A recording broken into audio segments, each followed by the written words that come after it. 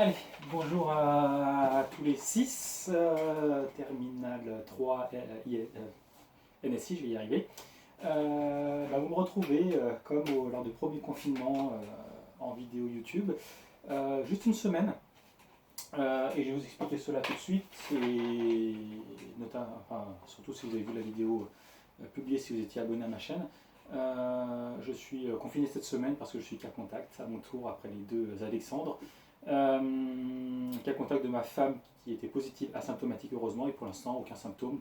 J'ai été testé négatif la semaine dernière, mais il faut laisser passer une semaine pour mon deuxième test. Donc cette semaine se passera en vidéo en différé. Du coup, ça change un peu l'organisation de cette semaine. Aujourd'hui et mercredi, on va faire le dernier chapitre sur tout ce qui est sécurisation des données, quand il y a des transferts de données via un réseau. Et mardi, demain, on n'a qu'une heure, correction du DS notamment. Et semaine prochaine, on attaquera en parallèle deux chapitres, comme je l'avais évoqué avec vous. J'en parlerai à mon retour. Je parlerai aussi bien sûr d'orientation, du grand oral. Et il y aura aussi un des deux chapitres, chapitre 9 et 10, donc, où il y aura un projet qui sera fait en cours sous forme d'interro.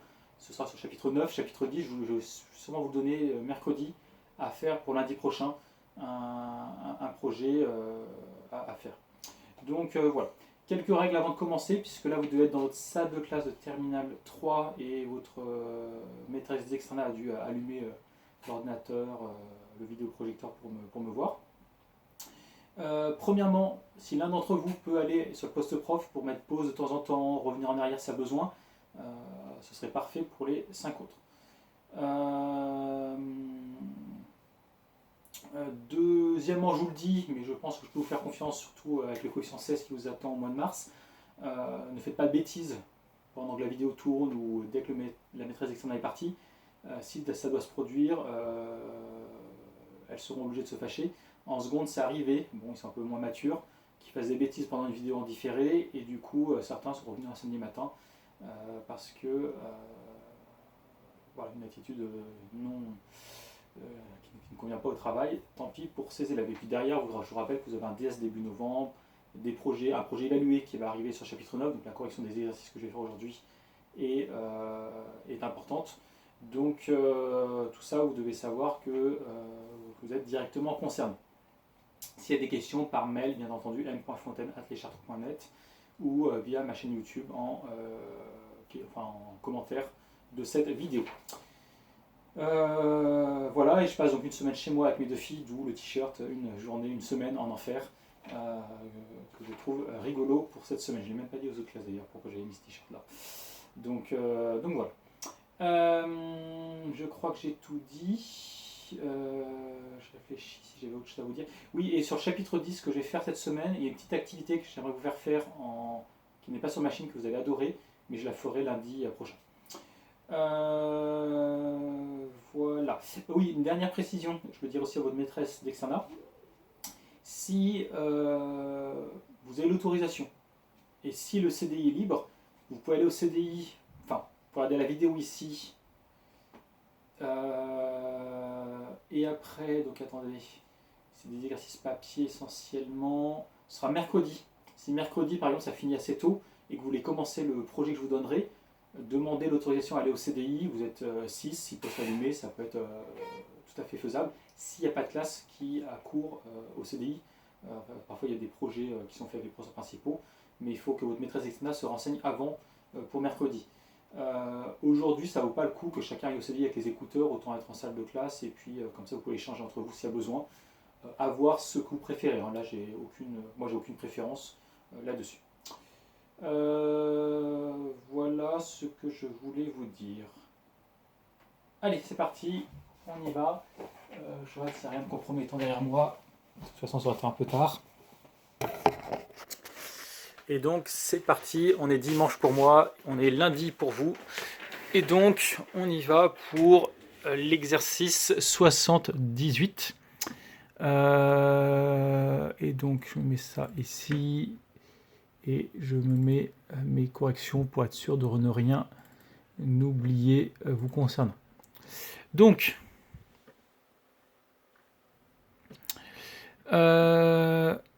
exercice 78, c'est pour comparer, je rappelle, ce qu'on a fait avant les vacances, qui sont RIP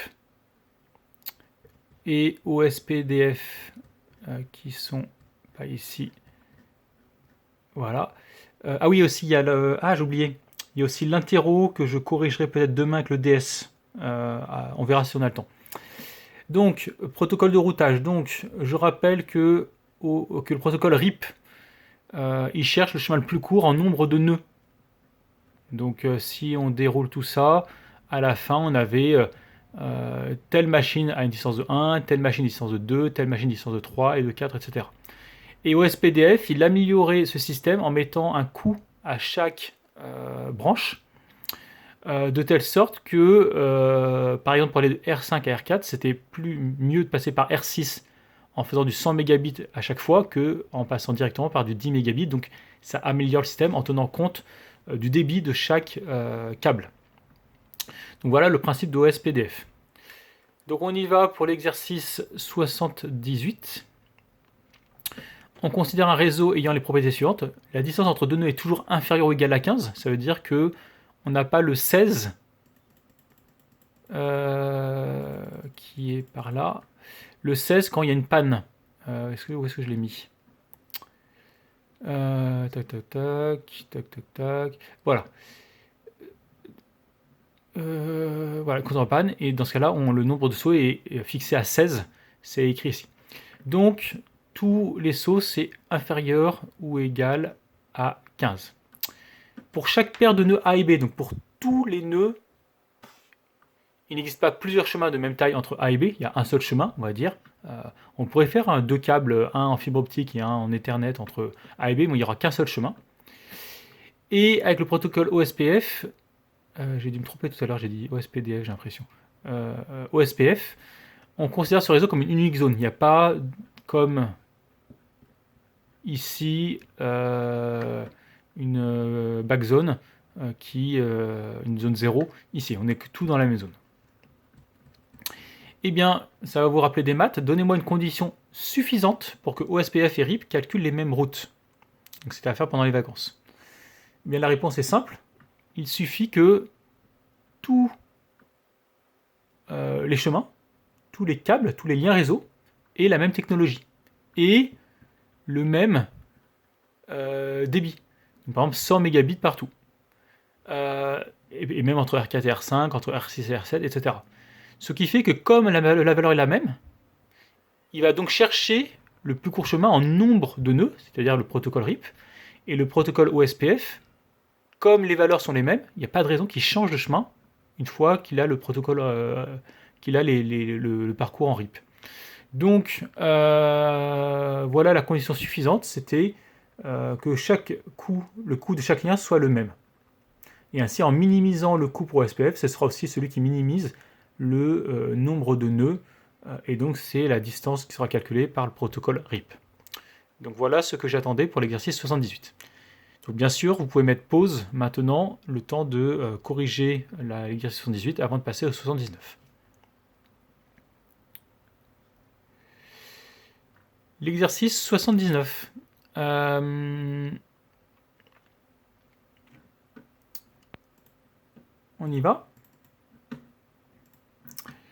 Donc, voici un réseau avec A, B, C, D, E, F, G pour des machines. Et on aimerait communiquer avec la machine G. Et donc, il fallait compléter le protocole RIP uniquement de ce réseau-là. Donc, pour aller de A à G, on ne va pas passer par le haut en faisant A, C, D, E, F, G, parce que ça fait 1, 2, 3, 4, 5. On va passer bien sûr par B, F et G. 1, 2, 3. Donc, passerelle, vous mettez B. Interface ETH 0, Ethernet 0. Il part par Ethernet 0 de A. Et distance, j'ai dit, donc 1, 2, 3. 3 en distance pour G. Donc voilà pour la première ligne. BAG, ben, c'est comme A, ce sera B, on passe par F. On passe par Ethernet 0, 2B. Attention, c'est pas le même. Et distance de 2, 1, 2 pour aller à G. De C à G. On va pas aller tout droit, parce que ça fait 1, 2, 3, 4. On va prendre le raccourci en passant par B, 1, 2. Donc, passerelle, vous mettez B. Interface Ethernet 2.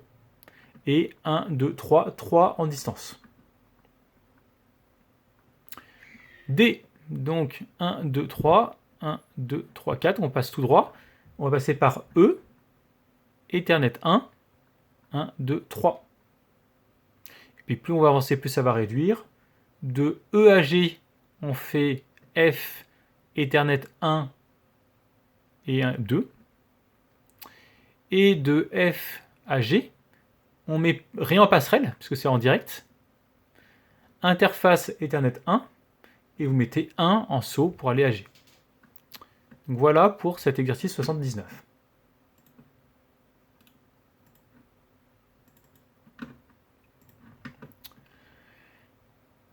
On suppose désormais que le lien BF tombe en panne. Donc c'est le lien qui est qu'on a pris en raccourci pour A, B, C et, et ABC. Quelle information est envoyée par B à ses voisins pour atteindre G une fois qu'il détecte la panne? Eh bien, il va envoyer comme information G16. On peut mettre un tuple. Donc une parenthèse ouvrante, G,16, fin du tuple. Il envoie l'information que G, au départ, c'était 1, 2 pour lui. Il passe à 16 et ça signifie qu'il y a une panne. Donc j'attendais la réponse, question 1, G16. Question 2A.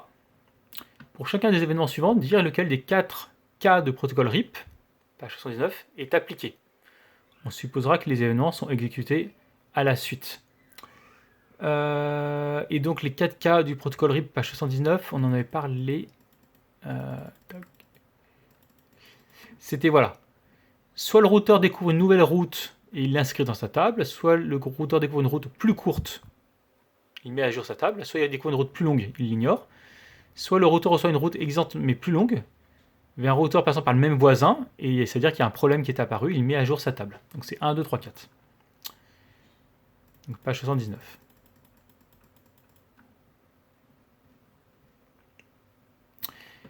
Donc les routeurs A et C reçoivent de B l'information de la question 1, donc G16. Bah là, c'est une mise à jour, il y a une modification, et on lui dit, voilà. Donc là, on est dans le cas numéro 4. Ils reçoivent une plus longue route par un routeur censé transmettre les paquets vers G, parce qu'il passait par B à et C. Et d'un coup, ils reçoivent G16. Ils disent que c'est bizarre, donc il y a un souci. Ils mettent à jour leur table, et après, ils chercheront un chemin plus court, donc du coup, en passant par A, C, D, E, F, G, puisque la liaison ici est en panne. Mais on est dans le cas numéro 4. Le routeur C retransmet la même information à D. Donc C va dire à D que le chemin passant par B, il est en 16. Et D, lui, passait par EFG. Ben, on est dans le cas numéro 3. D reçoit une route plus longue que celle passant par E3, qui va recevoir une route de C qui va être G16, donc pour lui ce serait un G, un 17 en passant par C, C17. Ben, D reçoit, on est dans le cas 3, il reçoit une route plus longue, donc l'info est ignorée. Et le routeur D transmet l'information G 3 sauts à C. Ben C, il a eu l'information G16 par B. Il reçoit G3 passant par D. Il reçoit un chemin plus court que G16. Donc il fait une mise à jour en faisant G4.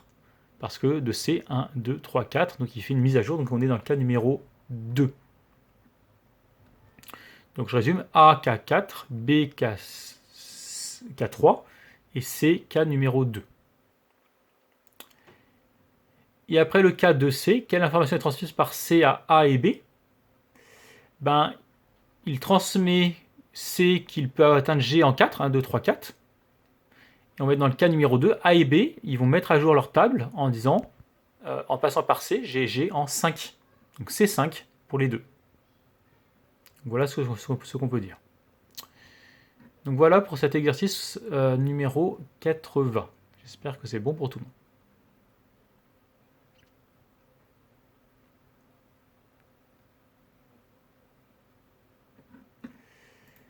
On va passer au 81.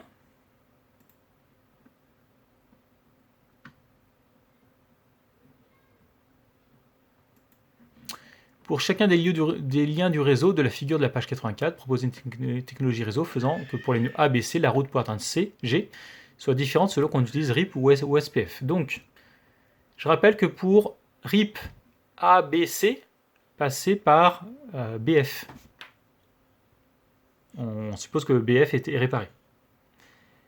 Eh bien, on veut que OSPF ne passe pas par là. Eh bien, il suffit de laisser les liaisons AB, BC, BF avec une liaison bas débit type ADSL 5 mégabits. Ce qui voudrait dire, si on fait le calcul de 10 puissance 8 qui est du 100 mégabits divisé par 5, ça fait un coût de 20. Donc vous mettez 20, 20, 20 pour les 3 câbles qui partent de B. Et puis tous les câbles entre C et G, entre C et F même, on s'en fiche de F et G puisque il n'y a qu'un seul chemin, ben on met une technologie type fibre optique de type 10 gigabits. Voilà. Et donc j'ai un doute maintenant avec 10 puissance 8, 100 mégas, c'est 6, c'est 10 puissance 8. Donc 10 gigabits, c'est même 100 fois plus rapide, donc ce sera 0,01 le coût de la liaison en passant par la route du haut. Désolé pour mon bébé qui pleure, c'est bientôt l'heure du repas. Et donc, vous mettez CD, DE, EF avec un coût de 0,01 et tac, en OSPF, il passera par le haut. Et alors qu'en RIP, on passe par le bas. Donc voilà ce que j'attendais comme proposition pour l'exercice 81. J'espère que c'est tout bon pour ces 4 exercices. Donc, comme je vous l'ai dit, ce chapitre 9 est terminé pour moi. Chapitre 9 sur protocole de routage. Le projet en lien avec ce chapitre 9, on le fera ensemble la semaine prochaine, pas lundi, pour que vous puissiez vous remettre de vos émotions et s'il y a des questions, voilà, mais on verra si on fait ça mardi ou mercredi. Vous me direz ce que vous préférez. Il y aura ça ODS, bien entendu. Et je vais couper la vidéo de aujourd'hui lundi en 2, parce que peut-être que je donne un coup de main à ma femme pour le repas, et puis il y a un plat à mettre au four, des lasagnes. Et on commence dans l'autre vidéo, toujours lundi, le chapitre 10 sur les sécurisations des communications. On va faire ça, vous changez de vidéo, c'est la vidéo suivante, bien entendu. Je mettrai bien T3 pour pas vous tromper. Voilà, à tout de suite dans la prochaine vidéo.